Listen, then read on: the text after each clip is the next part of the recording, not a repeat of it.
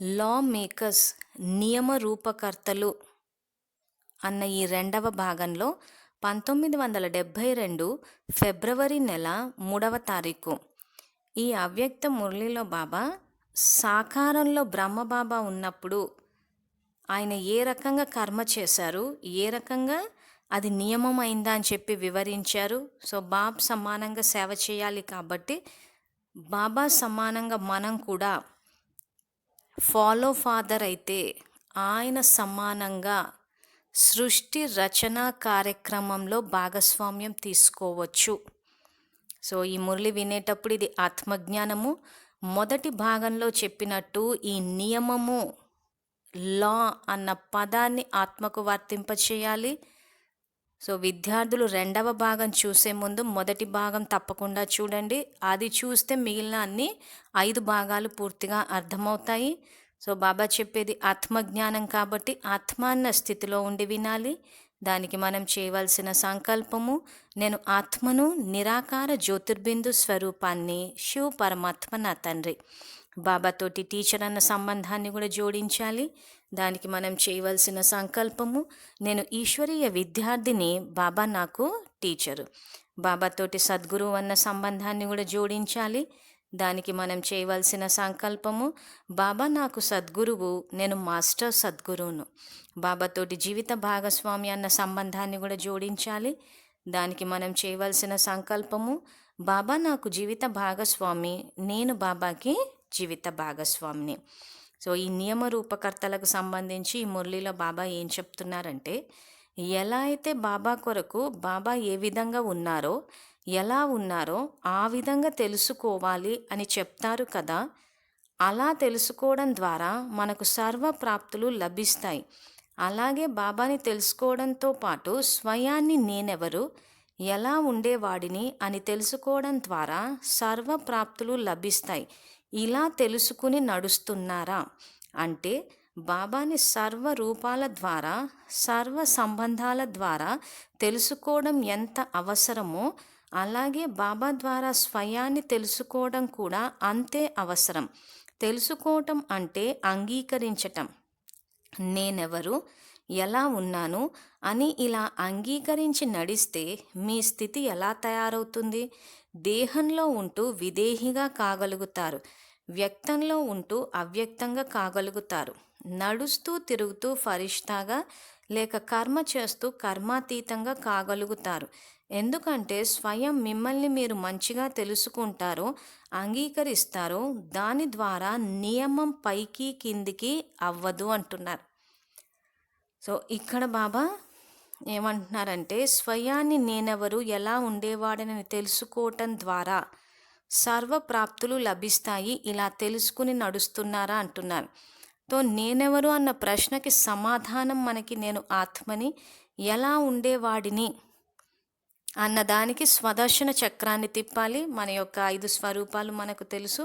So అన్న విషయం గనక తెలుసుకుంటే సర్వ ప్రాప్తులు లభిస్తాయి. అంటే ఎప్పుడైతే ఆ రకంగా మనం దాన్ని సంకల్ప స్థాయిలోకి తీసుకువస్తామో, ఆ యొక్క సంస్కారాలు మనలో ఎమర్జ్ అయినప్పుడు, దానికి తగ్గట్టు కర్మలు ఆచరిస్తూ ఉన్నప్పుడు ఆ పుణ్యం ఖాతా జమ అవుతుంది. ఇక్కడ బాబా ఏదైతే లా మేకర్స్ అంటే చట్టాన్ని రూపొందించే వాళ్ళు మీరే పాలసీ మేకర్స్ అని అంటున్నారు. సో ఆ యొక్క చట్టాలని మనమే రూపొందిస్తాము. సో రుద్ర జ్ఞాన యజ్ఞంలో సృష్టి రచన కార్యక్రమంలో భాగస్వామ్యం తీసుకుంటాము. సో ఈ చట్టాలని, నియమాలను రూపొందించేటప్పుడు ప్రజల హితంలో, ప్రజలకు అనుకూలంగా, లోక కళ్యాణం కోసం గనక చేస్తే ఆ యొక్క బెనిఫిట్, ఆ యొక్క ప్రారబ్ధాన్ని మనం కూడా పొందుతాం. మనం ఇక్కడ సంగమ యుగంలో మన ప్రవర్తన గనక చట్టానికి వ్యతిరేకంగా అంటే శ్రీమతానికి వ్యతిరేకంగా ఉంటే అవే అక్కడ తయారవుతాయి. కాబట్టి దానివల్ల దుఃఖాన్ని కూడా మనమే అనుభవిస్తాం. ఇక్కడ వచ్చే కల్పానికి 5000 సంవత్సరాలకు ఏదైతే జీవన విధానం ఏ రకంగా ఉండాలో అది బాబా మనకు మురళిలో చెప్తున్నారు. సో దాని యొక్క రికార్డింగ్ ఇక్కడ నడుస్తుంది. సంస్కారాలు తయారు చేసుకుంటున్నాం మనం. సంస్కారాలు తయారయ్యే విధి ఏంటా అని చెప్పేసి కల్పపూర్వం గురించి వివరణ అన్న వీడియోలో ఎక్స్ప్లెయిన్ చేశాము. విద్యార్థులు ఆ వీడియో గనక చూస్తే ఆత్మల రికార్డింగ్ ఎలా నడుస్తోంది, డ్రామా జ్ఞానంకి సంబంధించింది కూడా చూస్తే అర్థమవుతుంది. సో అది అర్థమవుతే ఈ సబ్జెక్ట్ కూడా సింపుల్గానే అనిపిస్తుంది. సో ఇక్కడ బాబా అదే ఏమంటారంటే, ఇక్కడ ఇలా అంగీకరించి నడిస్తే మీ స్థితి ఎలా తయారవుతుంది? సో ఇక్కడ నేను ఆత్మని అన్న విషయాన్ని అంగీకరించి నడిస్తే స్థితి ఉన్నతంగా తయారవుతుంది. ఇక్కడ ఏంటంటే మనము సబ్జెక్ట్ వైజ్ తెలుసుకున్నాం నేను ఆత్మని అని చెప్పి. మరి ఆ స్థితిలోకి ఎలా వస్తారు అనంటే, ఆ సంకల్పం చేసి శివ్ పరమాత్మ నా తండ్రి అని చెప్పి బాబా స్మృతిలోకి వచ్చినప్పుడు స్వతహాగా ఆ యొక్క సంస్కారాలు ఎమర్జ్ అవుతాయి. సో ఇదే బాబా ఇక్కడ మనకు చెప్తూ, సో దీని ఆధారంగా నియమాలు ఎలా తయారవుతాయి అని ఏం చెప్తున్నారంటే, నియమాన్ని తెలుసుకోవడం అంటే నియమంలో నడవటం. స్వయాన్ని అంగీకరించి నడవడం ద్వారా స్వతహాగానే మీరు నియమంలో ఉండగలుగుతారు. ఇది నియమమా కాదా అని ఆత్మలకు ఆలోచించవలసిన అవసరం ఉండదు. స్వయం యొక్క స్థితులై ఉన్న కారణంగా వారు ఏ కర్మ చేసినా, ఏ మాట మాట్లాడినా, ఏ సంకల్పం చేసినా అది నియమంగా అయిపోతుంది అంటున్నాడు. సో ఇక్కడ మొట్టమొదటి నియమం బాబా ఇక్కడ ఏం చెప్తున్నారు? 30th June 1974 ఏదైతే మొదటి భాగంలో రెఫరెన్స్ ఇచ్చామో ఆ మురళి చూస్తే ఇది అర్థమవుతుంది. సో ఇక్కడ బాబా పెట్టిన నియమం ఏంటంటే, ఆత్మాన్న స్థితిలో ఉండి బాబాని స్మృతి చేయడం. బాబా స్మృతిలో ఉన్నప్పుడు ఏమవుతుందంటే ఆత్మ శక్తిశాలిగా అవుతుంది. అసలు బాబాని స్మృతి చేసేదే మనము దేహము అన్న స్థితి నుంచి ఆత్మ అన్న స్థితిలోకి రావడం కోసం. ద్వాపరం నుంచి మనము దేహము అని అనుకున్నాం. దాన్ని ఇప్పుడు పూర్తిగా పరివర్తన చేసి నేను ఆత్మని అన్న స్మృతి, అంటే నేను ఆత్మనన్న విషయం గుర్తుపెట్టుకోవాలి.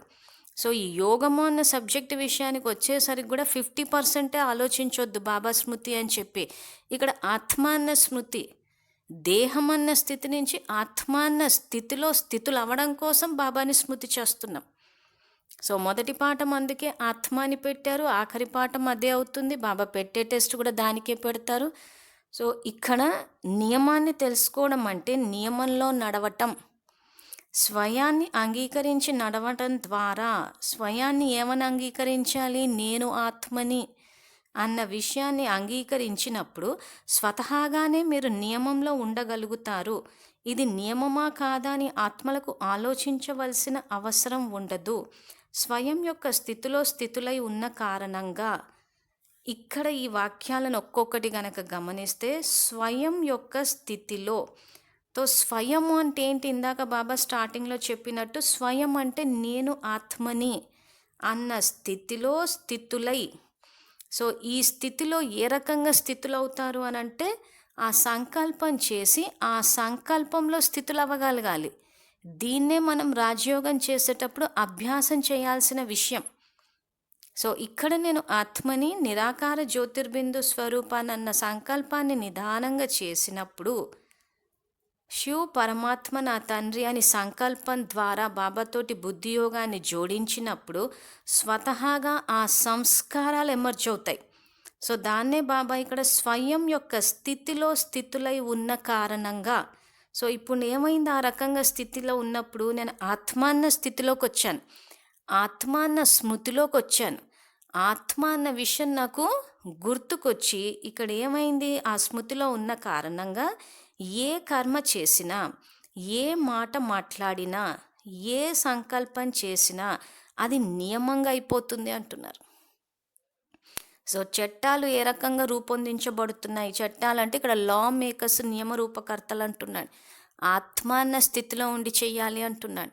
సో ఆత్మ అన్న స్థితిలో ఉన్నప్పుడు ఏమవుతుంది? స్వతహాగానే ఈ శాంతి, ప్రేమ, పవిత్రత, జ్ఞానము, సుఖము, ఆనందము, శక్తి ఈ స్వధర్మంలో స్థితులైనప్పుడు వీటి ఆధారంగా మనం కర్మలు చేస్తూ పోతే అది నియమంగా తయారవుతుంది.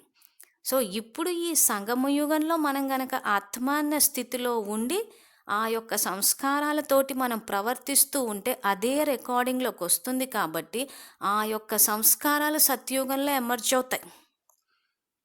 ఆ సత్యయుగంలో ఎమర్జ్ అయినప్పుడు ఇక్కడ మొదటి భాగంలో చెప్పినట్టు మీరు ఏదైతే ఇక్కడ చేస్తారో దీని అనుసారంగా సత్యయుగంలో నియమాలు మన యొక్క జీవన విధానం తయారవుతుంది. సో వచ్చే కల్పానికి జీవన విధానము ఏ రకంగా జీవించాలి అన్న రికార్డింగ్, అన్న లా, నియమాలు, చట్టాలు అన్నీ ఇక్కడే రికార్డ్ అవుతున్నాయి ఆత్మలో. అంటే వచ్చే కల్పానికి 5,000 సంవత్సరాలకి సంబంధించిందంతా ఇప్పుడు ఆత్మలో రికార్డ్ అయ్యి ఈ సంగమ యుగంలో ఏదైతే రికార్డ్ చేస్తామో అది రిపీట్ అవుతుంది.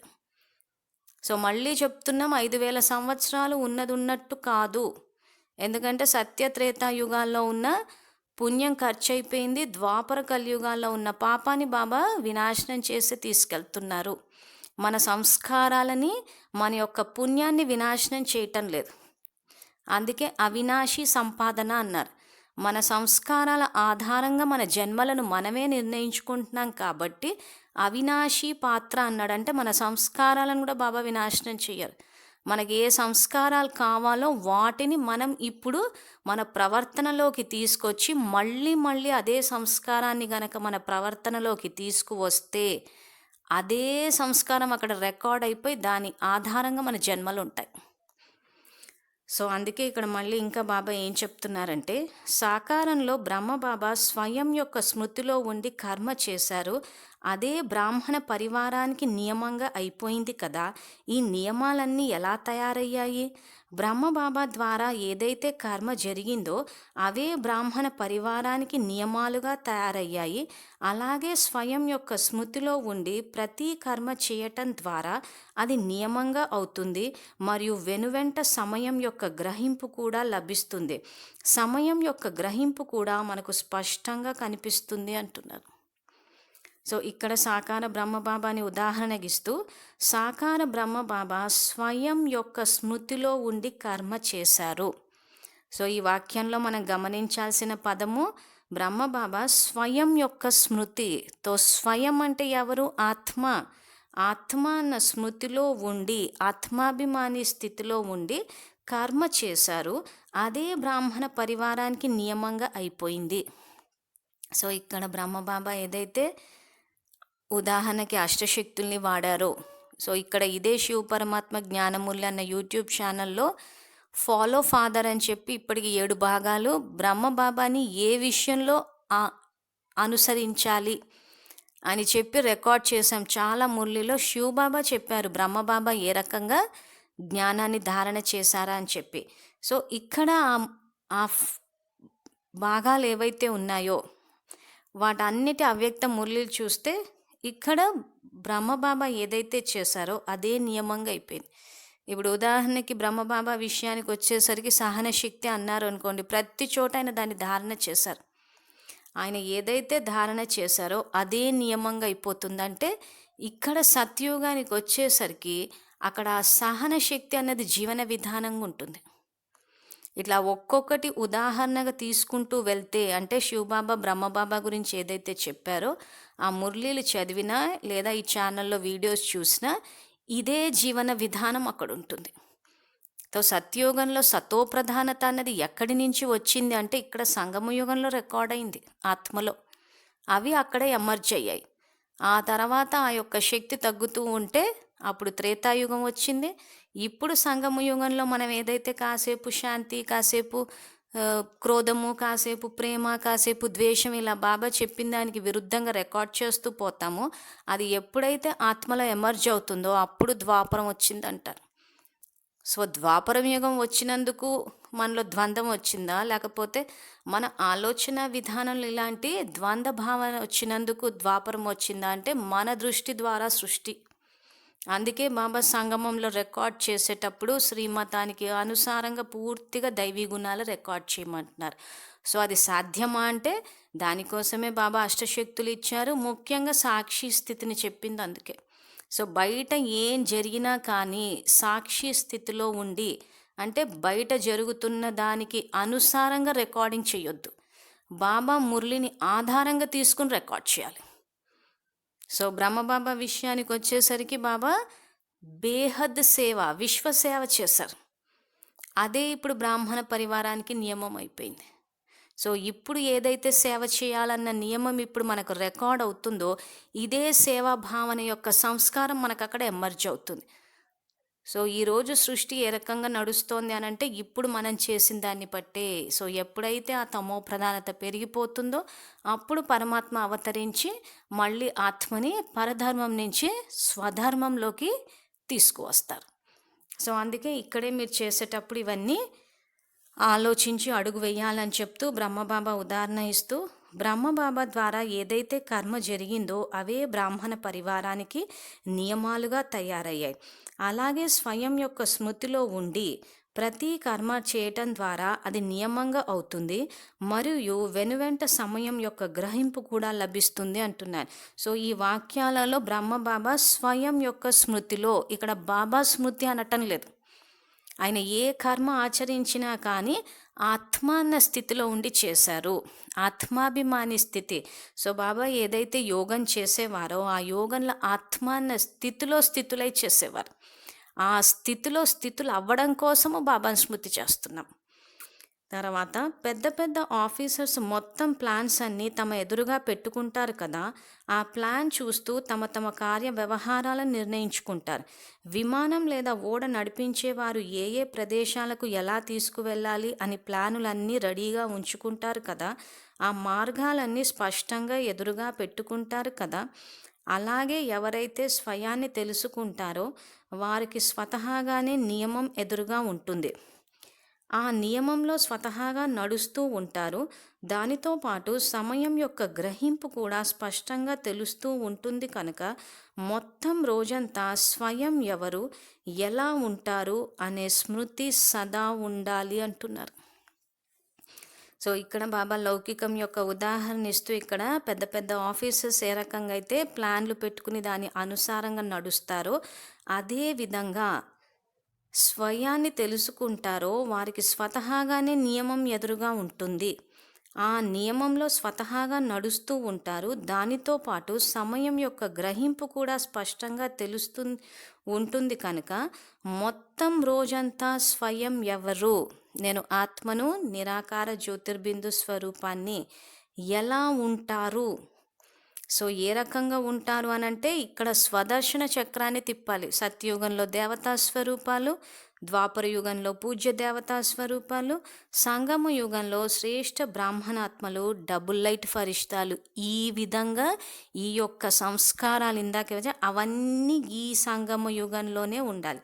సో ఇక్కడ రోజంతా స్వయం ఎవరు, ఎలా ఉంటారు అనంటే ఉన్న పరిస్థితులకు తగ్గట్టు ఇప్పుడు బ్రాహ్మణాత్మలు ఉంటాము, తర్వాత అవ్యక్త ఫరిష్ట. సో ఇంకా కూర్చుని జ్ఞానం తెలుసుకుని యోగం చేసే సమయం దాటిపోయి పురుషార్థం యొక్క అంతిమ స్థితి అవ్యక్త ఫరిష్టాకు వచ్చేయాలంటారు. కాబట్టి రోజంతా ఎలా ఉండాలంటే అవ్యక్త ఫరిష్టాగా అనే స్మృతి సదా ఉండాలి. సో రోజంతా బాబా స్మృతి ఉండాలా, ఆత్మాన్న స్మృతి ఉండాలా అనంటే ఇక్కడ ఆత్మాన్న స్థితిలో ఉండాలి. రోజంతా ఆత్మాన్న స్థితిలో ఉన్నప్పుడు ఏమవుతుందంటే ఇక్కడ బాబా ఏమంటారంటే స్వతహాగానే నియమం ఎదురుగా ఉంటుంది. సో ఏ నియమం ఎదురుగా ఉంటుంది? సో బాబా మురళీలో చెప్పే శ్రీమతం అంతా సహజంగా మన ప్రవర్తనలో వచ్చేస్తుంది. సో అందుకే విద్యార్థులకు మళ్ళీ చెప్తున్నాము, నియమము అనగానే దాని అర్థము బాబా చెప్పే శ్రీమతము. మొదటి భాగంలో అందుకే ప్రత్యేకంగా వైట్ డ్రెస్ బోగు గురించి స్లైడ్స్ వేసి చూపించాము. ఇక్కడ నియమము అనగానే వైట్ డ్రెస్, బోగు, ఆహార నియమాలు, బయట లోపల ఇవేవి గుర్తు రావద్దు. ఈ సబ్జెక్ట్ అంతా బాబా ఆత్మ గురించి చెప్తున్నారు. మన దృష్టి ద్వారానే సృష్టి అంటున్నారు. ఇక్కడ మన స్థితి పెంచితే స్థూల నియమాలు కూడా సహజమైపోతాయి. సో ఏదైనా ఆత్మవైపు నుంచే రావాలి. ఇక్కడ బాబా చెప్పినట్టు స్వయం యొక్క స్మృతిలో ఉండాలి. ఆత్మాన్న స్థితిలో ఉన్నప్పుడు ఏమవుతుందంటే స్వతహాగానే స్థూల నియమాలైన ఆహారం కానీ ఏదైనా కానీ అది కూడా సాత్వికంగానే ఉంటుంది. సూక్ష్మ నియమమైన ఈ వృత్తి, దృష్టి, వాక్కు, కర్మ కూడా సాత్వికంగానే ఉంటాయి.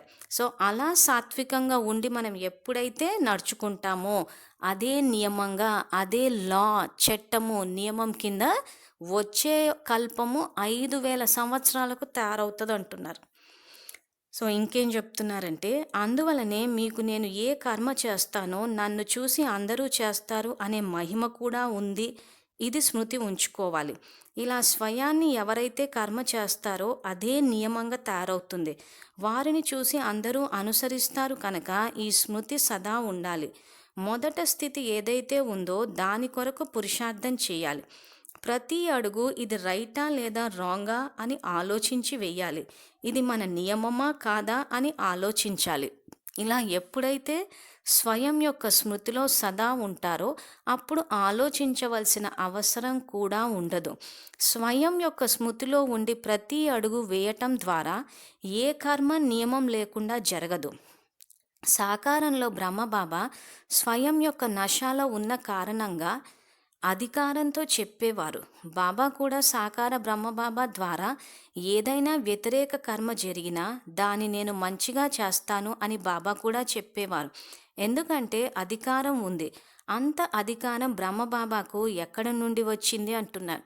సో ఇప్పుడు ఈ వాక్యాలు ఇంతవరకు ఏవైతే చదివానో వీటన్నిటిలో బాబా ఒకటే చెప్తున్నారు, స్వయం యొక్క స్మృతిలో సదా ఉంటారో అప్పుడు ఇది రైటా రాంగా అని చెప్పేసి ఇలా ఆలోచించవలసిన అవసరం ఉండదు అంటున్నాడు. సో స్వయం యొక్క స్మృతిలో అంటే ఆత్మాన్న స్మృతి. సో మళ్ళీ చెప్తున్నాము, ఈ యోగము అన్న సబ్జెక్ట్లో ఆత్మ పరమాత్మ ఇద్దరు ఉన్నారు. దీన్ని మళ్ళీ డ్రామా జ్ఞానం టైప్లో 50% అర్థం చేసుకుని అందరూ స్మృతి అనగానే బాబా స్మృతి అంటున్నారు. కరెక్టే అది కూడా, కానీ 50%. ఇక్కడ జ్ఞానం పూర్తిగా ఆత్మాన్ని శక్తిశాలిగా చేయడం కోసం చెప్తున్నారు. ఆత్మ అన్న స్థితిలోకి రావడం కోసం చెప్తున్నారు. అందుకే పుస్తకాలున్న విద్యార్థులు పుస్తకాలు తీసి చదివి చూడండి. ఈ 5 మురళీల్లో ఎక్కడ చూసినా కానీ స్వయం యొక్క స్మృతి, స్వయం యొక్క స్మృతి అని వస్తుంది. తో స్వయం యొక్క స్మృతిలో ఆత్మ అన్న స్మృతిలోకి గనక వస్తే పరమాత్మ స్మృతి సహజం అయిపోతుంది. సో ఆ పరమాత్మ స్మృతి సహజమైపోతుంది. ఏ పరమాత్మ అయితే టీచర్గా మనకి శ్రీమతాన్ని తెలియజేశారో ఆ శ్రీమతం కూడా సహజమైపోతుంది. శ్రీమతం అన్నా నియమం అన్నా ఒకటే. సో ఇక్కడ మనం ఆ ఆత్మ అన్న స్థితి అంటే స్వయం యొక్క స్మృతిలో ఉండం కాబట్టి బాబా ఏ శ్రీమతం చెప్తున్నారో మనకి గుర్తుండట్లేదు. ఇక్కడ మురళి అంతా బాబా చెప్పేది నియమాలు, రూల్స్.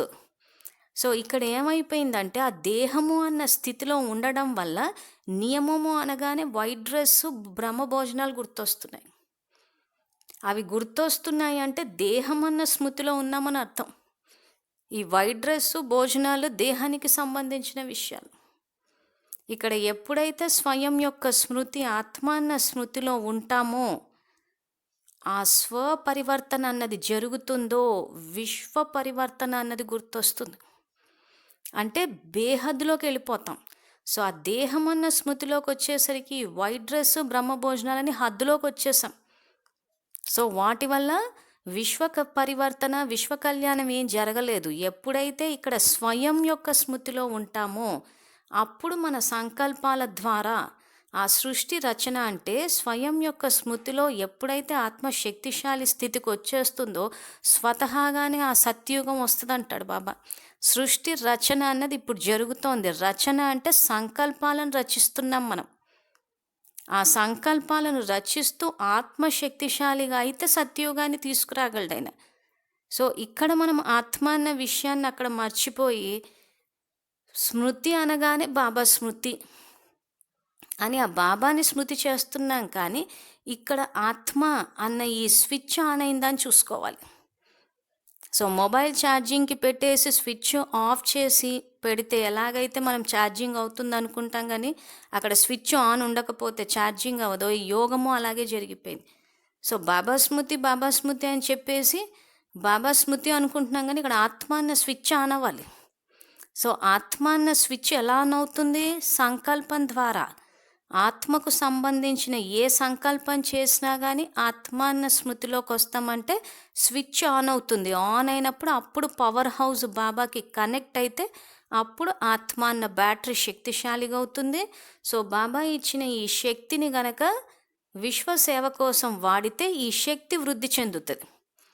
సో బాబా ద్వారా ఏదైతే ఆత్మ ఛార్జ్ అయిన తర్వాత దాన్ని విశ్వసేవ కోసం వాడకుండా హద్దులు గీసేసుకుని నేను ఇంతే చేస్తాను అని చెప్పేసి, లేదా అంతిమంలో బాబా వస్తా అన్నారని చెప్పి కూర్చుండిపోయి విశ్రాంతి తీసుకున్న హద్దుల్లోకి వచ్చేసిన మళ్ళీ బ్యాటరీ డౌన్ అయిపోతుంది, అంటే వేస్ట్ అయిపోతుంది.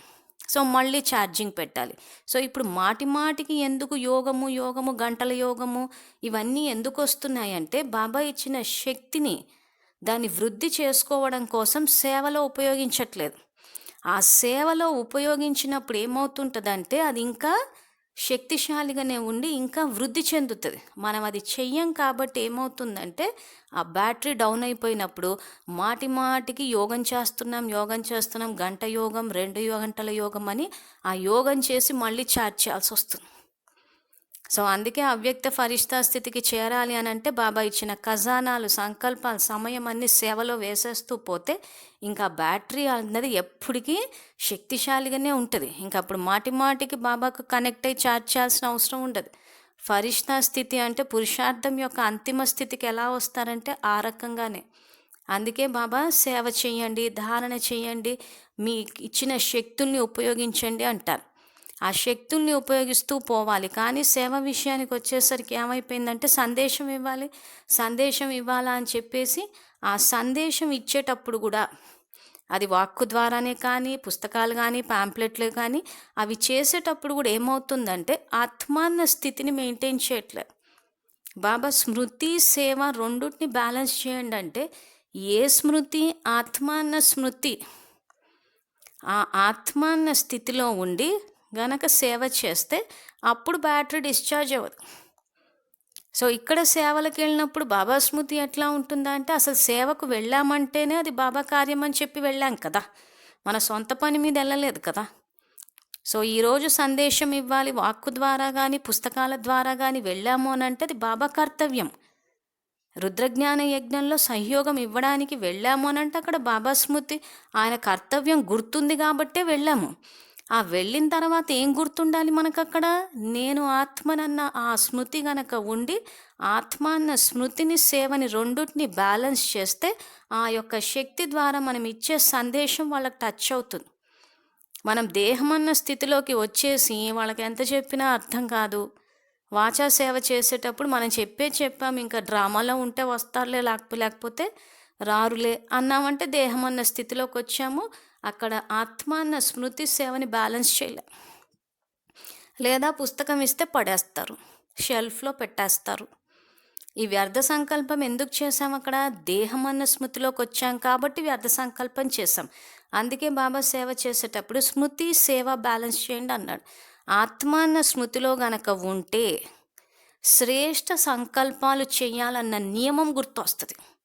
దాన్నే బాబా ఇక్కడ చెప్తున్నారు. మీరు ఏదైతే ఇప్పుడు ఆలోచిస్తారో అదే నియమం అవుతుంది అని అంటే ఏ కార్యం చేసినా శ్రేష్ఠ సంకల్పాలు గనక చేస్తే అదే అక్కడ నియమం కింద అవుతుంది. అప్పుడు దాన్ని సత్యోగం అంటారు. ఇప్పుడు సేవలు చేసేటప్పుడు వ్యర్థ సంకల్పాలు ఏవైతే చేస్తున్నామో అవి కూడా రికార్డ్ అవుతున్నాయి. ఆ వ్యర్థ సంకల్పాలు చేసే సంస్కారం ఎప్పుడైతే బయటకు వస్తుందో అప్పుడు కలియుగం స్టార్ట్ అవుతుంది. సో మన సంకల్పాల ద్వారానే అక్కడ సృష్టి నడుస్తుంది కాబట్టి బాబా శ్రేష్ఠ సంకల్పాలు చెయ్యండి అంటున్నాడు. ఇప్పుడు సంగమ యుగంలో శ్రేష్ఠ సంకల్పాలు చేస్తే మనమే సుఖపడతాము. ఇప్పుడు గనక వ్యర్థ సంకల్పాలు చేస్తే మనమే దుఃఖపడతాం. సో దుఃఖం సీన్లు ఎలా రిపీట్ అవుతాయి అని అంటే ఇప్పుడు మనం సంగమంలో కూర్చుని బాబా ఒకటి చెప్తే ఒకటి చేస్తున్నాం. వ్యర్థ సంకల్పాలు చెయ్యొద్దు అని అంటే కూడా చేస్తూ ఉన్నాం.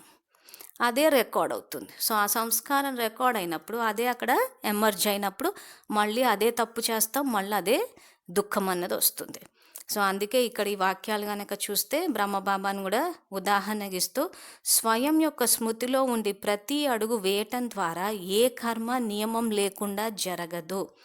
సాకారంలో బ్రహ్మబాబా స్వయం యొక్క నశాలో ఉన్న కారణంగా అధికారంతో చెప్పేవారు. బాబా కూడా సాకార బ్రహ్మబాబా ద్వారా ఏదైనా వ్యతిరేక కర్మ జరిగినా దానిని నేను మంచిగా చేస్తాను అని బాబా కూడా చెప్పేవారు. ఎందుకంటే అధికారం ఉంది. అంత అధికారం బ్రహ్మబాబాకు ఎక్కడి నుండి వచ్చింది? సో ఈ వాక్యాలను విద్యాలయంలో ఏం చేశారంటే బ్రహ్మబాబా ఏది చేసినా కానీ శివబాబా సరిచేసేస్తానని చెప్పారు అని సగం వాక్యమే చెప్తారు. కానీ ఇక్కడ ఏమంటున్నారంటే, అసలు బ్రహ్మబాబా ద్వారా అసలు తప్పే జరగలేదు. ఎందుకంటే ఆయన స్వయం యొక్క స్మృతిలో ఉన్నారని తర్వాత వాక్యాల్లో ఉన్నారు. మళ్ళీ ఇక్కడ కూడా ఏం చేశారంటే జ్ఞానం 50% బయటికి తెచ్చారు.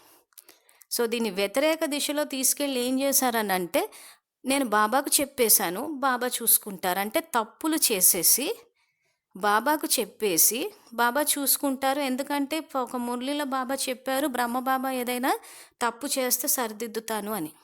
కానీ ఈ వాక్యాల తర్వాత వాక్యాలు కనుక చదివితే, స్వయం నశాలో చేసేవారు కనుక ఏ కర్మ ఆయన ద్వారా వ్యతిరేకంగా జరిగేది కాదు.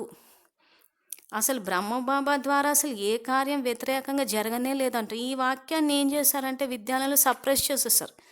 సప్రెస్ చేసేసి చేసే తప్పులన్నీ చేసేసి, నేను బాబాకు చెప్పాను, బాబా చూసుకుంటారు, బాబా చెప్పేస్తే బాబా సరిదిద్దేస్తా అన్నారు. సో రోజు తప్పులు చేయి, రోజు బాబాకు చెప్పు. అందుకే మురళి చదివేటప్పుడు పూర్తిగా చదివితే కరెక్ట్గా జ్ఞానం అర్థమవుతుంది, మన వల్ల తప్పులు జరగకుండా ఉంటుంది. ఇలాంటి వాక్యాలని 50% బయటికి తెచ్చి 50% సప్రెస్ చేసేసి దాన్ని మనకి అనుకూలంగా వాడుకుంటే దానివల్ల నష్టపోయేది మనమే. సో ఈరోజు ఈ రకంగా జ్ఞానం అంతా సప్రెస్ చేసేస్తూ పోతే రికార్డ్ అవుతుంది ఆత్మలో. ఇదే అక్కడ ఎమర్జ్ అయినప్పుడు మన అజ్ఞానానికి మనమే దుఃఖపడతాం. ఎందుకంటే ఆత్మలో జ్ఞానాన్ని 50% రికార్డ్ చేస్తున్నాం మనం. తప్పులు చెయ్యొద్దు అని చెప్తున్నాడు బాబా ఇక్కడ. సో బ్రహ్మబాబా ఉదాహరణ కూడా చెప్తున్నారు. బాబా ఏదైనా సరిచేసేస్తారు అని బ్రహ్మబాబా ధైర్యంగా చెప్పారు అని అంటే ఆయనకు ఆ సబ్జెక్ట్ మీద అథారిటీ ఉంది. ఆ తర్వాత ఆయన ద్వారా వ్యతిరేకంగా ఏది జరిగేది కాదు. ఒకవేళ నా ద్వారా ఏదైనా వ్యతిరేక కర్మ జరిగినా బాబా మంచిగా చేస్తారు అని చెప్పేవారు. అలా బాబా స్వయం స్మృతి యొక్క నశాలో ఉండేవారు కనుక నా ద్వారా ఏ వ్యతిరేక కర్మ జరగదు అని చెప్పేవారు. ఇలాంటి నశ మీ అందరికీ కూడా నంబర్ 1గా ఉండాలి. మరి మీరందరూ తండ్రిని అనుసరించేవారు కదా. సో బ్రహ్మబాబాకి ఎంత కాన్ఫిడెన్స్ ఉండేనో నా ద్వారా ఏ వ్యతిరేక కర్మ జరగదు అని, అంత కాన్ఫిడెన్స్ మీకు ఉండాలి అంటున్నాను. సో అంత కాన్ఫిడెన్స్ ఎక్కడి నుంచి వస్తుంది అంటే స్వయం యొక్క స్మృతిలో ఉన్నప్పుడు. అంటే నేను ఆత్మని అని ఆత్మాభిమాని స్థితిలో ఉండి కర్మలు ఆచరిస్తే బాబా యొక్క శ్రీమతము నియమము సహజంగానే మనకి ఎదురుగా అర్థమవుతుంటుంది. అంటే మన బుద్ధిలో వివేకానికి టచ్ అవుతూ ఉంటే ఆ రకంగా మనము శ్రేష్టంగా కర్మలు ఆచరిస్తూ పోతామంటే ఆ రకంగా ప్రవర్తిస్తూ పోతాం. అందుకే శివబాబా ఏమడుగుతున్నారంటే, మీరందరూ తండ్రిని అనుసరించేవారే కదా అని ప్రశ్న అడుగుతున్నారు. సో ఈ ప్రశ్నకు సమాధానం విద్యార్థులు గనక నిజాయితీగా ఇవ్వగలిగితే జ్ఞానంలో ఎంత ముందుకెళ్ళామో మనకే అర్థమైపోతుంది. తర్వాత అనుసరించే వారికి ఈ స్థితి రాదా? దీనిని కూడా అనుసరించటం అంటారు కదా. సాకారంలో బ్రహ్మబాబా మొదటి ఆత్మ నిమిత్తంగా ఏదైతే చేసి చూపించారో దానిని 2వ 3వ నంబర్ ఆత్మలు అన్ని విషయాలలో కూడా అనుసరించాలి. నిరాకార స్వరూపంలో అనుసరించడం అనేది వేరే విషయం. కానీ సాకారంలో నిమిత్తంగా ఏది చేసి చూపించారో అది అందరూ నంబర్వారు పురుషార్థానుసారం అనుసరించాలి. వీరినే సంపూర్ణ నిశ్చయ బుద్ధి ఆత్మలు అని అంటారు. ఎలా అయితే బాబాపై 100% నిశ్చయం ఉందో అలాగే వెనువెంట స్వయంపై కూడా ఇంత నిశ్చయ బుద్ధి అయి నడవాలి. ఇంత నశ మీకు ఉంటుందా? ఎలా అయితే సాకారంలో బ్రహ్మబాబా నిమిత్తంగా అయి ప్రతి కర్మను నియమంగా రూపంగా చేసి చూపించారో అలాగే మీరందరూ కూడా ప్రత్యక్షంగా బ్రహ్మబాబాను అనుసరించాలి. ఇలాంటి స్థితి ఉందా?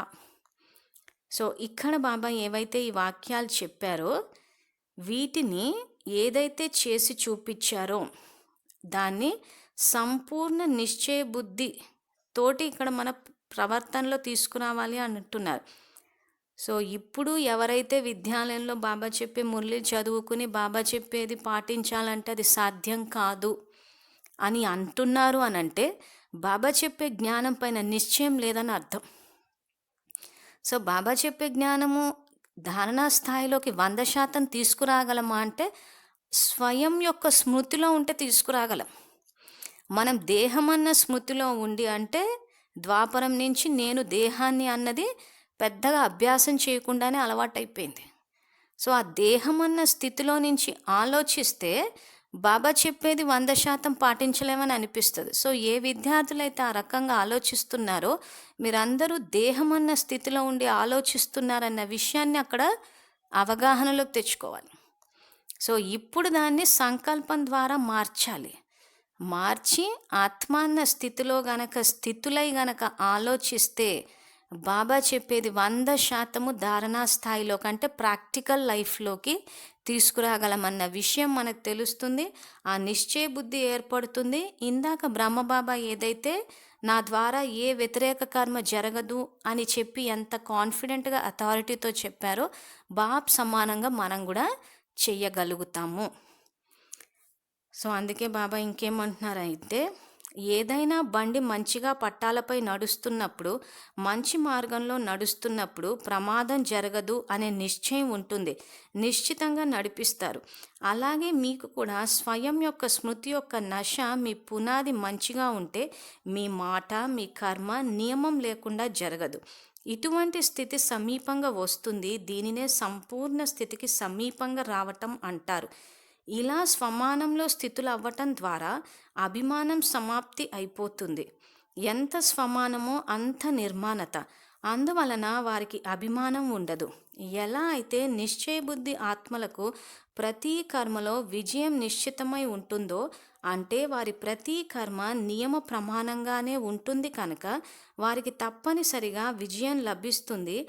అలాగే స్వయాన్ని నేను ఎంతవరకు ఈ స్థితికి చేరుకున్నాను అని పరిశీలన చేసుకోండి అంటున్నాడు.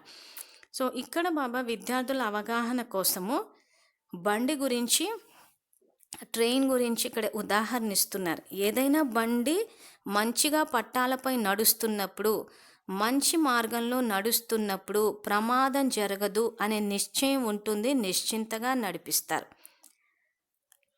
దీన్ని ఇప్పుడు ఆత్మకు వర్తింప చేయాలి. మన మొట్టమొదటి పాఠంలో బాబా ఏది చెప్పినా మొదటి పాఠం కనుక గుర్తు చేసుకుంటే సబ్జెక్ట్ ఈజీగా అర్థమవుతుంది. సో, ఆ మొదటి పాఠంలో కారుని డ్రైవింగ్ చేసేటప్పుడు అక్కడ కారుని శరీరంగా, ఆత్మని డ్రైవర్గా చూపించారు. సో, ఇక్కడ మనకు గనక డ్రైవింగ్ వస్తే యాక్సిడెంట్లు జరగవు. సో, ఇప్పుడు దీన్ని ఆత్మకు గనక వర్తింప చేస్తే, ఇక్కడ స్వయం యొక్క స్మృతిలో, అంటే ఆత్మ అన్న స్థితిలో గనక ఉంటే ఎవ్వరితోటి మనకు యాక్సిడెంట్లు జరగవు. స్థూలమైన యాక్సిడెంట్లు జరిగితే ఎలా అయితే శరీరం దెబ్బతింటుందో, ఇప్పుడు ఏమవుతుందంటే ఆత్మ అన్న స్థితిలో, మానసిక స్థితిలో సంస్కారాల ఘర్షణ వల్ల యాక్సిడెంట్లు అయిపోతున్నాయి. ఇప్పుడు ఉదాహరణకు సేవల విషయానికి వచ్చేసరికి బాబానేమో సేవ చేయమంటారు, పరివారమేమో వద్దంటారు. సో, ఎప్పుడైతే మనం స్వయం యొక్క స్మృతిలో ఉంటామో, బాబా కర్తవ్యమే మన కర్తవ్యం కాబట్టి సేవలు చేసేస్తాం, ఏ సమస్యలు ఉండవు. ఎప్పుడైతే బాబా కర్తవ్యాన్ని మర్చిపోతాం, బాబా కర్తవ్యాన్ని ఎప్పుడు మర్చిపోతాం మనం? విశ్వసేవ అన్నది మనం దేహం అన్న స్థితిలోకి వచ్చినప్పుడు. ఈ దేహం అన్న స్థితిలోకి వచ్చినప్పుడు బాబా సేవలు చెయ్యమంటారు, పరివారం చెయ్యొద్దు అని అంటారు. సో, దేహం అన్న స్థితిలోకి వచ్చినప్పుడు ఏమవుతుందంటే బండి పట్టాలు తప్పి ఇక్కడ యాక్సిడెంట్లు, మానసికమైన యాక్సిడెంట్లు జరిగి ఇక్కడ అలజడికి లోనవుతున్నారు. సింపుల్గా ఒకటే రూలు, స్వయం యొక్క స్మృతి, నేను ఆత్మ అన్న స్థితిలో ఉన్నప్పుడు బాబా కర్తవ్యమే నా కర్తవ్యము. బాబా కర్తవ్యం ఏంటి ఇక్కడ? విశ్వ పరివర్తన. సో, ఆయన కర్తవ్యమే నా కర్తవ్యము అని అనుకున్నప్పుడు పరివారంతో యాక్సిడెంట్లు జరగవు. సంస్కారాల, స్వభావాల ఘర్షణ, యాక్సిడెంట్లు జరిగిపోతున్నాయి. ఒకరినొకరు మానసిక స్థాయిలో ఢీకొట్టేసి భయపడిపోయి అలజడి చెందిపోయి ఫైనల్గా సేవలు చేయడం కూడా ఆపేస్తున్నారు. సో, ఇలా యాక్సిడెంట్లు జరిగి సేవలు చేయకుండా ఆగిపోతే ఏమవుతుంది అని అంటే పుణ్యం ఖాతా జమ అవ్వదు. సో, పుణ్యం ఖాతా జమ అవ్వనప్పుడు ఇక్కడ నష్టపోయేది మనమే. యుగం అయిపోయిన తర్వాత వినాశనం అప్పుడు అందరము వెళ్ళిపోతాం. ఆ వెళ్ళిపోయే ముందు బాబా సాక్షాత్కారాలు చేయిస్తానని చెప్పాడు. ఆ సాక్షాత్కారాలు చేయించినప్పుడు ఇదే చూపిస్తాడు. అప్పుడు ఏమవుతుంది? అధీన సంస్కారం. ఒక పక్కన బాబా, ఇంకో పక్కన పరివారం. బాబా సేవ చేయమన్నారు, పరివారం వద్దన్నారు, మన్మతాలు అన్నారు, డిస్సర్వీస్లు అన్నారు. భయపడ్డాము. సంస్కారం ఏం రికార్డ్ అయింది ఇక్కడ? అధీన సంస్కారం, పరిస్థితులకు లొంగిపోయే సంస్కారం. ఈ సంస్కారాలు రికార్డ్ అయిపోయినప్పుడు ఇవే ద్వాపర కలియుగాల్లో బయటకు వచ్చినప్పుడు మళ్ళీ అక్కడ ఎవరైనా మనం మంచి పనులు చేయడానికి వెళితే వాళ్ళు గనక వద్దంటే ఇక్కడ సంగమంలో రికార్డ్ అయిపోయి ఉంది సంస్కారం, భయపడిపోయి ఆగిపోయేది. అదే సంస్కారం అక్కడ బయటకు వస్తుంది. కాబట్టి ఇక్కడే ఇదే యుగంలో బాబా అధికారి సంస్కారాలు రికార్డ్ చేయాలంటున్నారు. సో అధికారంతో ఇక్కడ బాబా చెప్పినట్టు బాబా కర్తవ్యాన్ని మన కర్తవ్యం అనుకుని ముందుకెళ్ళాలి అంటే స్వయం యొక్క స్మృతి ఆత్మాన్న స్థితిలో ఉంటే తండ్రి కర్తవ్యమే మన కర్తవ్యం అవుతుంది. ఎప్పుడైతే ఆ స్థితిలో ఉంటామో పరివారం కూడా స్వతహాగానే అక్కడికి సైలెంట్ అయిపోతుంది. మనం బాబానా పరివారమా అని చెప్పి రెండు వైపులా అటు ఇటు అవుతూ ఉంటాం. కాబట్టి మాయ యొక్క ప్రభావం ఏం చేస్తోందంటే ఇక్కడ పరివారం వైపు మొగ్గు చూపిస్తున్నారు. సమస్యలు వస్తాయేమో అని. బాబా నుంచి సమస్యలు రావన్న విషయం మనకు తెలుసు. సో బాబా నుంచి ఎలాగూ సమస్యలు రావు కాబట్టి ఇంకా బాబా తేలికైపోయాడు అనమాట మనకి. ఇక్కడ సమస్యలు పరివారం ఎందుకు ఇస్తుంది మనని దృఢంగా చేయడానికి. మన బండి పట్టాలు తప్పుతుంది, ఒకవైపు బాబా కర్తవ్యము, ఇంకోవైపు పరివారము. సో ఈ పట్టాలు తప్పేటప్పుడు మన బండి మన ఆత్మ పట్టాల మీదకి వచ్చి ఇక్కడ సత్యుగం చేరడం కోసము, మనల్ని స్థిరంగా దృఢంగా చేయడం కోసము పరివారం సహయోగం ఇస్తుంది మనకి. కానీ మనము ఆత్మాన్న స్మృతిలో లేకపోవడం వల్ల, శక్తి లేకపోవడం వల్ల అలజడికి లోనైపోయి ఆగిపోతున్నాం. సో ఇప్పుడు బాబా ఏదైతే ఈ మీరు నియమ రూపకర్తలని అంటున్నారో ఇదే మన ఆత్మలో రికార్డ్ అయినప్పుడు, ఇదే అక్కడ నియమం కింద జీవన విధానం కింద వచ్చినప్పుడు అప్పుడు ఇలాగే మళ్ళీ చేయడానికి వెళ్తాము, ఎవరో కాదంటాము, మళ్ళీ భగవంతుడిని వదిలేస్తాము, మళ్ళీ దుఃఖాన్ని అనుభవిస్తూ ఉంటాం. మళ్ళీ తిప్పి తిప్పి భగవంతుడే తలరాత రాశాడు, ఆయనే దుఃఖాన్ని తెచ్చాడు అంటున్నారు. ఆ దుఃఖం వద్దని చెప్పే బాబా అధికారి యొక్క సంస్కారాలు, యజమాని స్థితి యొక్క సంస్కారాలు రికార్డ్ చేయండి, పుణ్యం సంపాదించుకోండి అని చెప్పడానికే సంగమంలో అవతరించారు. సంగమం నడుస్తోంది. ఇంకా ఇప్పటికన్నా మనం మేలుకుని మన బండిని పట్టాల మీద పెట్టడం అంటే ఆత్మాన స్థితిలోకి వచ్చి బాబా కర్తవ్యమే నా కర్తవ్యము అని అనుకుంటే, ఇదే జీవన విధానం అక్కడ వచ్చినప్పుడు ఆ పరమాత్మ శ్రీమతానికి అనుసారంగా సత్యత్రేతాలు ఎలాగూ దుఃఖం ఉండదు.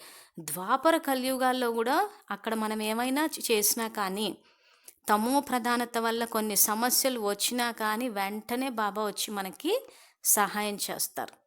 సో ఇప్పుడు గనక బాబా మాట విని ఇక్కడ గనక సేవలు చేస్తే కల్పమంతా మీకు సహయోగం ఇస్తా అని చెప్పి ఒక మురళిలో ఉంది. ఒకసారి సహయోగం ఇస్తే కల్పమంతా ఇస్తానని చెప్పి ఉన్న మురళిని కూడా రికార్డ్ చేశాము. సో అవ్యక్త మురళిలు అన్న స్లాట్లో ఉంది.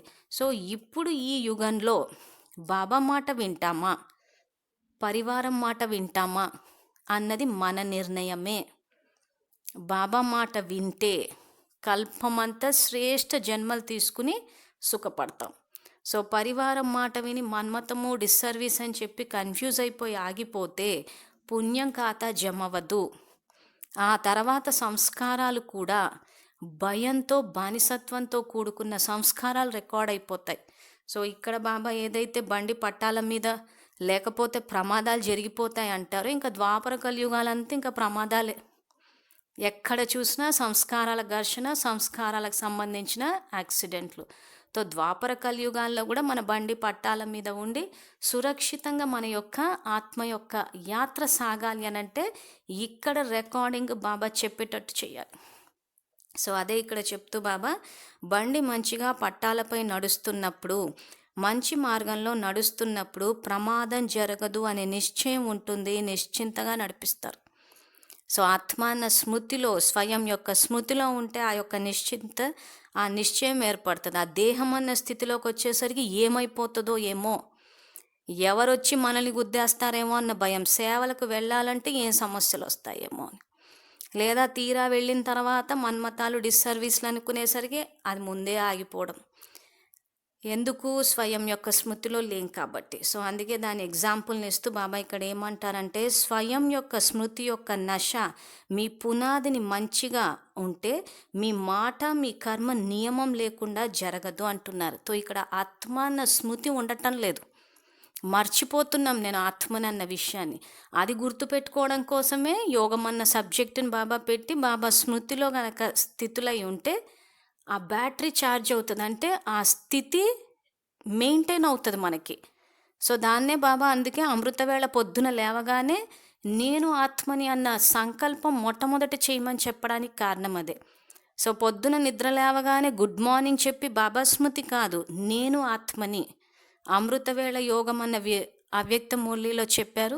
సో మొట్టమొదట స్మృతి నిద్ర లేవగానే నేను ఆత్మని అని అనుకుని శివబాబాని తలుచుకుంటే ఆ శక్తి వల్ల ఆత్మ అన్న స్థితి రోజంతా మెయింటైన్ అవుతుంది. దాన్నే బాబా ఇక్కడ స్వయం యొక్క స్మృతిలో ఉండి మీరు చేయగలుగుతారు. అప్పుడు స్వతహాగానే శ్రీమతం కూడా గుర్తొస్తుంది. సో ఇదే బాబా ఇక్కడ చెప్తూ ఇంకేమంటున్నారంటే, ఆ రకంగా చేయడం వల్ల ఏమవుతుందంటే స్వమానంలో స్థితులు అవ్వటం ద్వారా అభిమానం సమాప్తి అయిపోతుంది. ఎంత స్వమానమో అంత నిర్మాణత. స్వమానము అంటే సెల్ఫ్ రెస్పెక్ట్, అంటే ఆ దేహాభిమానం అన్నది పోతుంది, స్వమానంలో ఉంటాము. సో అలా ఉన్నప్పుడు ఏది ఆశించము. నిర్మాణత అంటే గౌరవాన్ని ఆశించకుండా నిస్వార్థంగా బాబా సమానంగా సేవ చేయగలుగుతాం. సో ఇలా ఎలా అయితే నిశ్చయబుద్ధి ఆత్మలకు ప్రతి కర్మలో విజయం నిశ్చితమై ఉంటుందో, అంటే వారి ప్రతి కర్మ నియమ ప్రమాణంగానే ఉంటుంది కనుక వారికి తప్పనిసరిగా విజయం లభిస్తుంది. అలాగే స్వయాన్ని నేను ఎంతవరకు ఈ స్థితికి చేరుకున్నాను అని పరిశీలన చేసుకోండి.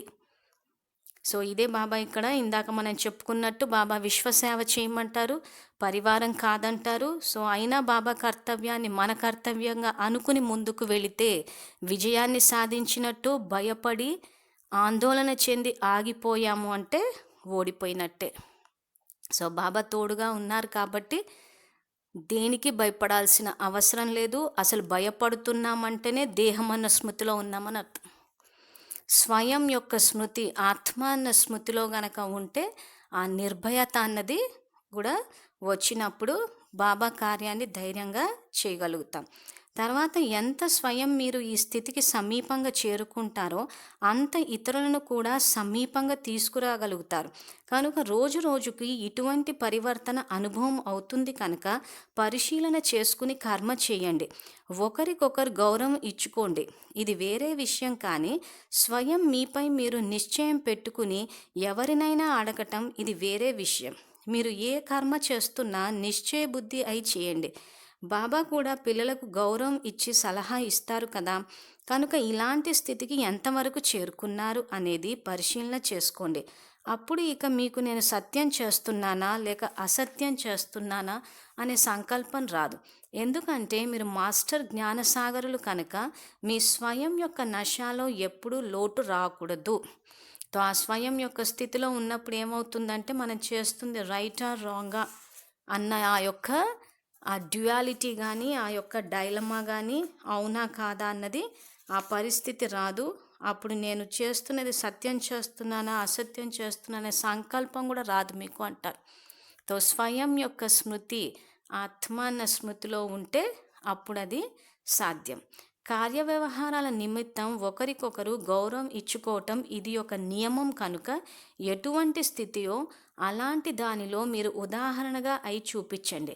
సాకార బ్రహ్మబాబా ద్వారా ఏవైతే విషయాలు చూశారో విన్నారో వాటిని అనుసరించడం సహజమే కదా. కనుక ఇలాంటి సమీప స్థితికి చేరుకోండి. కనుక ఇప్పుడు ఇలాంటి మహాన్ పురుషార్థం, గుహ్య పురుషార్థం నడవాలి, సాధారణ పురుషార్థం కాదు. సాధారణ పురుషార్థం అనేది చిన్నతనం. మీరు విశేషాత్మలు కనుక విశేష పురుషార్థం చెయ్యాలి అంటున్నారు. సో ఇక్కడ కార్యవ్యవహారాల నిమిత్తం ఒకరికొకరు గౌరవం ఇచ్చుకోవటం ఇది ఒక నియమం అంటున్నాడు. సో ఇక్కడ సాకార బ్రహ్మబాబా విషయానికి వచ్చేసరికి బ్రహ్మబాబా ప్రతి ఒక్కరికి గౌరవం ఇచ్చారు. సేవల విషయానికి వచ్చేసరికి అందరికీ అవకాశాలు ఇచ్చారు, అందరినీ ముందు పెట్టి చేశారు.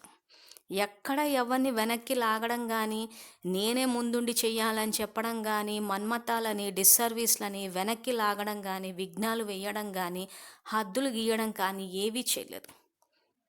సో, ఇది ఏదైతే బాబా చేశారో, ఇదే నియమం అన్నది బ్రాహ్మణ పరివారానికి వర్తిస్తుంది. ఇలా సేవలు చేసేటప్పుడు కలిసి చెయ్యడము, ఒకరికొకరు సహయోగం ఇచ్చుకోవడం అన్న ఈ యొక్క సంస్కారము, ఇదే మన ఆత్మలో రికార్డ్ అయినప్పుడు, ఇదే జీవన విధానం అక్కడుంటుంది. అంటే సాత్విక జీవన విధానం అన్నది ఎప్పుడైతే మన ఆత్మలో ఎమర్జ్ అవుతుందో వాటిని సత్య త్రేత యుగాలు అంటారు. ఎప్పుడైతే ద్వంద్వం బయటకు వస్తుందో అప్పుడు ద్వాపర కలియుగాలన్నీ వస్తాయి. సో పూర్తిగా తమో అయినప్పుడు అప్పుడు పరమాత్మ అవతరించి మళ్ళీ ఆత్మని సతో ప్రధానంగా జ్ఞాన యోగాల ద్వారా చేస్తారు. సో అందుకే సాకార బ్రహ్మబాబా ద్వారా ఏవైతే విషయాలు చూశారో విన్నారో వాటిని అనుసరించటం సహజమే కదా అంటున్నారు. సో సాకార బ్రహ్మబాబా ఏం చేశారా అని చెప్పి శివబాబానే అవ్యక్త మురళిలో చెప్పారు. సో వాటిని ఇప్పటి వరకు 7 పార్ట్స్గా రికార్డ్ చేసాము. అవి చూస్తే విద్యార్థులకు అర్థమవుతుంది, వాటిని ఇక్కడ చెప్పటం లేదు. సో ఇక్కడ ఈ నియమ రూపకర్తలు, లా మేకర్స్ అన్న ఈ 2వ భాగంలో ముఖ్యంగా మనం నోట్ చేసుకోవాల్సిన పాయింట్ ఏంటంటే, బ్రహ్మబాబా కర్మలు ఆచరించేటప్పుడు స్వయం యొక్క స్మృతిలో ఉండి చేశారంటే ఆత్మాన్న స్థితిలో ఉండి చేశారు. సో ఫాలో ఫాదర్ అంటే ఇక్కడ మనం కూడా ప్రతి కర్మని ఆత్మాన్న స్థితిలో ఉండి చేయాలి. పరిస్థితులు ఎటువంటివైనా, వ్యక్తులు ఎటువంటి వాళ్ళైనా కానీ ఇక్కడ బాబా కర్తవ్యము, శివబాబా కర్తవ్యం ఏదైతే ఉందో విశ్వ పరివర్తన, అదే తన కర్తవ్యం అనుకుని చేశారు. సో ఆయన సమానంగా మనం కూడా స్థిరంగా ఉండి చెయ్యాలి అని అంటే స్వయం యొక్క స్మృతిలో ఉండి చెయ్యాలి. సో ఈ మురళి ద్వారా బాబా ఈ పాయింట్ని మనకు నేర్పించారు. సో ఇక్కడ మనం ఏదైతే యోగము అనగానే బాబా స్మృతి అని అనుకుంటున్నామో, ఇంక ఇప్పటి నుంచి యోగము అనగానే ఆత్మాన్న స్థితిలో ఉండి బాబా స్మృతి అని పూర్తి వాక్యాన్ని గనక అనుకుంటే, స్వయం యొక్క స్మృతిలో ఉండి గనక చేస్తే మనం చేసేది ప్రతీది ఒకటి లా అయిపోతుంది.